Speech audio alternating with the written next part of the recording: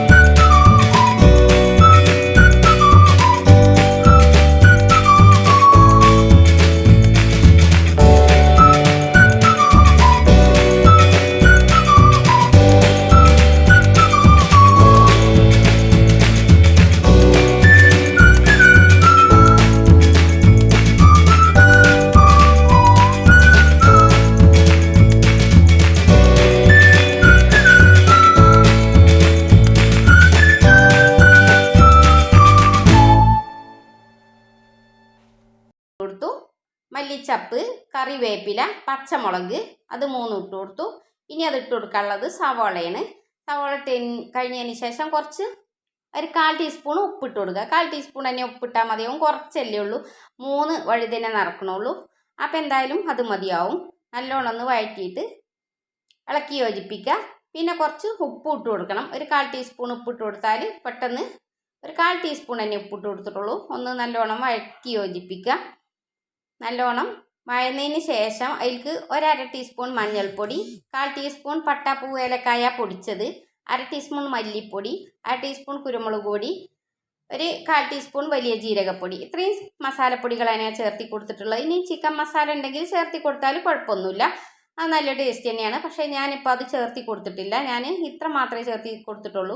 പട്ട, പൂവ്, ഏലക്കായ ചേർത്തിയാൽ പിന്നെ ചിക്കൻ മസാല ഇല്ലെങ്കിലും കുഴപ്പമൊന്നുമില്ല, നല്ല ടേസ്റ്റ് ഉണ്ടാവും. ഇപ്പോൾ ഏകദേശമൊക്കെ വഴന്ന് വന്നിട്ടുണ്ട്. ഇനി അത് വേറൊരു പാത്രത്തേക്ക് മാറ്റി വെക്കുകയാണ്. ഇനി അതേ പാനിൽ തന്നെ ഞാൻ 2 ടീസ്പൂണ് വെളിച്ചെണ്ണ ഒഴിച്ച് കൊടുത്തിട്ടുണ്ട്.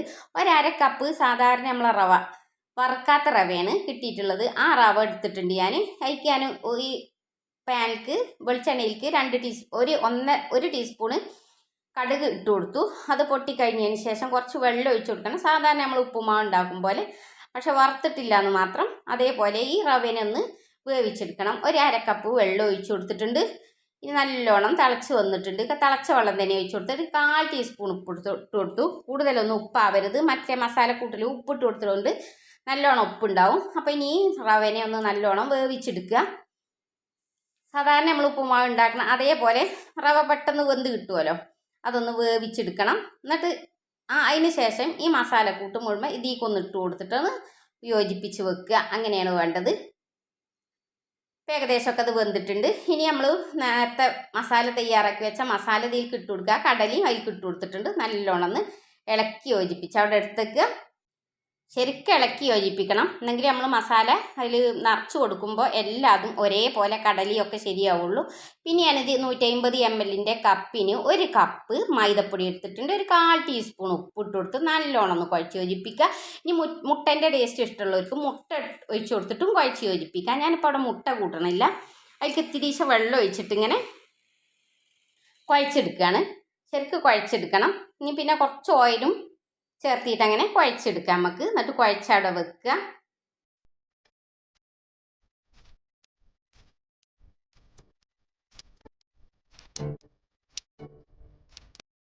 ഇത് ശരിക്ക് കുഴച്ച് വെച്ചു. പിന്നെ 2 ടീസ്പൂൺ മൈദപ്പൊടി ഒന്ന് കലക്കി വെച്ചിട്ടുണ്ട് ഞാൻ. പിന്നെ ഞാൻ എടുത്തത് ഇതാക്കണ് 3 വഴുതനയാണ് എടുത്തിട്ടുള്ളത്. അടുത്തപടി ഇതാണ് വഴുതന. ഒന്നിങ്ങനെ നടുകെ ഒന്ന് പൊളിച്ചു കൊടുക്കുക.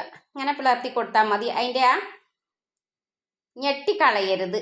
എന്നിട്ട് ഇങ്ങനെ അതിൻ്റെ ഉള്ളിൽ നിന്ന് മെല്ലെ മെല്ലെ അതിൻ്റെ ചോറ് ഇങ്ങോട്ട് കളയുക. അതിൻ്റെ ഉള്ളിലത്തെ വഴുതനയോട് കളഞ്ഞു കൊടുക്കുക. മെല്ലെ ഒരു സ്പൂൺ വെച്ചിട്ട് ഇങ്ങനെ ചെയ്താൽ മതി. പെട്ടെന്ന് കിട്ടും. വലിയ ഉറപ്പുള്ള സംഗതിയൊന്നും അല്ലല്ലോ വഴുതന അറിയണത്. അതുപോലെ തന്നെ 2 ഭാഗവും അങ്ങനെ കളഞ്ഞു കൊടുക്കുക. അതിലാണ് നമ്മൾ ആ തയ്യാറാക്കി വെച്ച മസാലക്കൂട്ട് നിറക്കാൻ പോണത്. അത് കണ്ടോ, ഇതേപോലെ ആക്കി കൊടുക്കുക. ഇനി മറ്റേതും ഇതുപോലെ അങ്ങനെയാണ് ആക്കി കൊടുക്കുക. കുറച്ച് നല്ലോണം ഇങ്ങനെ അമർത്തി എടുത്താൽ പെട്ടെന്ന് കിട്ടും. അപ്പം ശരിക്ക് കണ്ടോ, ഇതേപോലെ അങ്ങനെ ആക്കി കൊടുക്കുക. ഇനി മറ്റേതും ഇതേപോലെ ശരിയാക്കി കൊടുക്കുക. അതേപോലെ തന്നെ ആക്കിയെടുക്കുക നമുക്ക്.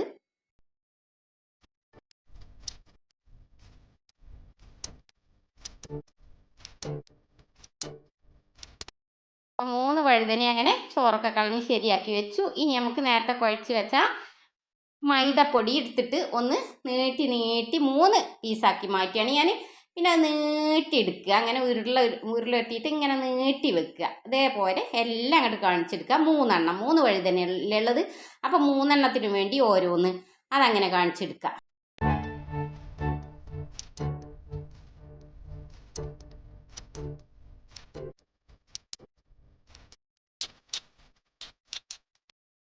അത് 3 ഞാനങ്ങനെ 3 നീട്ടി ഉരുട്ടിയിട്ട് നീട്ടി വെച്ചിട്ടുണ്ട്. ഇത് നമ്മളെ മസാലക്കൂട്ടാണ്.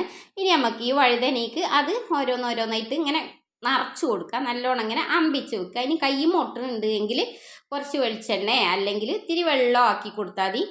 എന്നാൽ ഒട്ടൽ പോവും. ഞാൻ ഇത്തിരി വെള്ളം കയ്യുമേ ആക്കി കൊടുത്തിട്ടുണ്ട്. ഇത് കണ്ടോ, ഇതേപോലെ നിറച്ച് കൊടുക്കുക.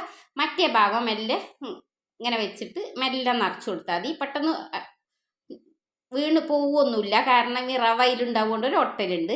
കണ്ടോ, ഇതേപോലെ കാണിച്ചു കൊടുക്കുക. എന്നിട്ട് ഇങ്ങനെ കൂട്ടിയിട്ട് വേണമെങ്കിൽ ഇത്തിരി കൂടെ ഒക്കെ അതിൻ്റെ ഉള്ളിൽ ഇട്ട് കൊടുത്താൽ മതി. വേണമെങ്കിൽ ഇട്ട് കൊടുത്താൽ മതി. ഒരു പാകത്തിനൊക്കെ ആദ്യം തന്നെ ഉണ്ടാക്കിയിട്ടുണ്ട്. ഞാൻ ഇങ്ങനെ അമർത്തി പിടിക്കുക. ഇങ്ങനെ അമർത്തി പിടിച്ചു കൊടുക്കുക. ഇനി അതവിടെ വെക്കുക. ഇനി മറ്റേതും അങ്ങനെ ആക്കിയെടുക്കുക.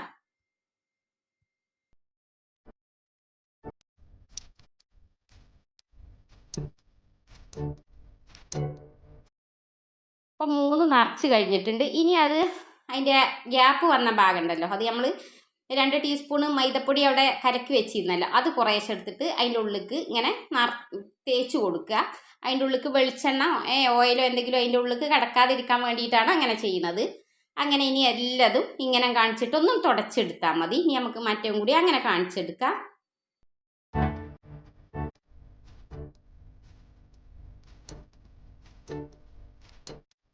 അപ്പോൾ 3 ഞാൻ നിറച്ച് കഴിഞ്ഞിട്ടുണ്ട്. പിന്നെ ഞാൻ തെങ്ങും വെള്ളം ഈർക്കിളിയാണ് എടുത്തിട്ടുള്ളത്. അതിൻ്റെ ഒരു സൈഡ് ഞാൻ കണ്ട് അങ്ങനെ കൂർപ്പിച്ച് വെച്ചിട്ടുണ്ട്.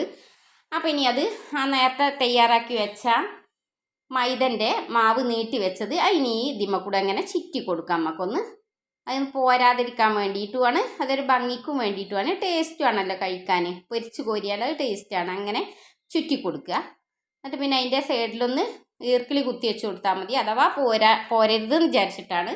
ഈർക്കിളി ഇനി പിന്നെ പോരാതെ ശരിയായി കിട്ടുകയാണെങ്കിൽ അതിന് കുഴപ്പമൊന്നുമില്ല, ഈർക്കിളി വെച്ചിട്ടില്ലെങ്കിൽ. പക്ഷേ ഞാൻ ഇതിന് ഈർക്കിളി കുത്തി കൊടുക്കുന്നുണ്ട്. എണ്ണയിലിടുമ്പോൾ പോരുമോ എന്നുള്ളൊരു പേടി കൊണ്ടാണ് ഇങ്ങനെ കുത്തി കൊടുത്തിട്ട്. ഇനി അവിടെ വെച്ചിട്ട് അത് കട്ട് ചെയ്ത് കൊടുക്കുക. ഒരു കത്തി എടുത്തിട്ട് ഇങ്ങനെ കട്ട് ചെയ്ത് കൊടുത്താൽ മതി. എന്നിട്ട് ഈർക്കിളി കുത്തി കൊടുക്കുമ്പോൾ രണ്ടും ഒരേ ഭാഗത്തു നിന്ന് തന്നെ കുത്തണം. എന്നെങ്കിലേ ഉള്ളൂ നമ്മൾ പൊരിച്ച് കോരുമ്പോൾ ഒരേപോലത്തെ ഇടാൻ പറ്റുള്ളൂ. ഇതിങ്ങനെ കുത്തി കൊടുക്കുക. കണ്ടോ, അതേ സൈഡിൽ നിന്ന് തന്നെ മറ്റോടത്തും കുത്തി കൊടുക്കുക. ആ മൈദ മാവ് പോരാതിരിക്കാൻ വേണ്ടിയിട്ടാണ്. ഒന്ന് അങ്ങോട്ടും ഇങ്ങോട്ടും ഒക്കെ അങ്ങനെ പിന്നെ നീക്കി കൊടുത്താൽ മതി. ഇത് ഇങ്ങനെ തന്നെ കുത്തി കൊടുക്കുക. കണ്ടോ, രണ്ടും ഒരേ സൈഡിൽ നിന്ന് ഇങ്ങനെ പൊരിച്ചെടുക്കുമ്പോൾ ഒരേ ഇങ്ങനെ വെച്ചിട്ട് പൊരിച്ചെടുക്കാൻ പറ്റുള്ളൂ.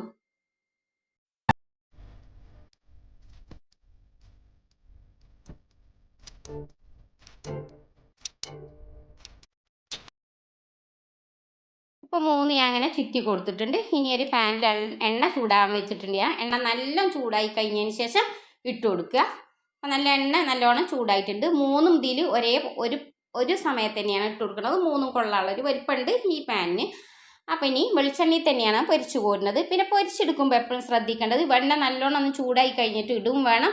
അതേപോലെ തന്നെ ലോ ഫ്ലെയിമിലിട്ടിട്ട് പൊരിച്ചെടുക്കും വേണം. എന്നെങ്കിലേ അതിൻ്റെ ഉള്ളിൽ പിന്നെ വഴുതന ഒന്ന് നല്ലോണം വെന്ത് കിട്ടുള്ളൂ. വഴുതന ഇപ്പോൾ പച്ച വഴുതനയാണ്. അതിൻ്റെ തൊലി, ഉള്ളിലുള്ള മസാല മാത്രമേ ഉള്ളൂ ശരിക്ക് വെന്തിട്ട്.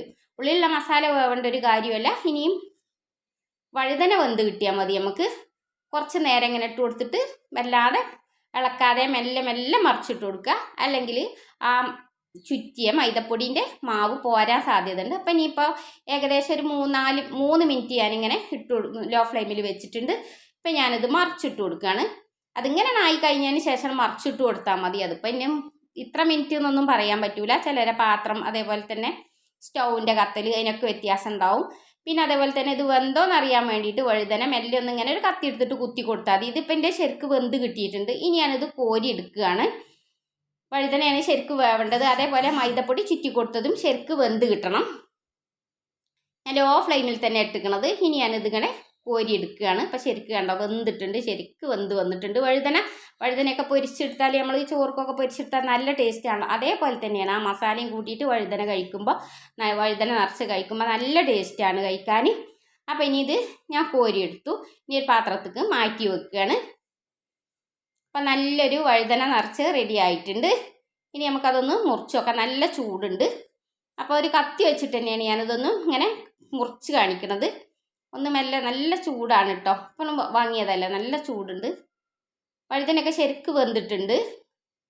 മെല്ലെ ഒന്ന് മുറിച്ച് നോക്കാം. കണ്ടോ ആ മസാലയൊക്കെ അതിൻ്റെ ഉള്ളിൽ കിടന്ന് നല്ല ടേസ്റ്റാണ് കഴിക്കാൻ. ഇതിൽ ഇനി കടല തന്നെയാണ് കൂടുതൽ ടേസ്റ്റ് ഉണ്ടാവുക. ഇറച്ചിയോ ചിക്കനോ ബീഫോ ഒന്നുമല്ല.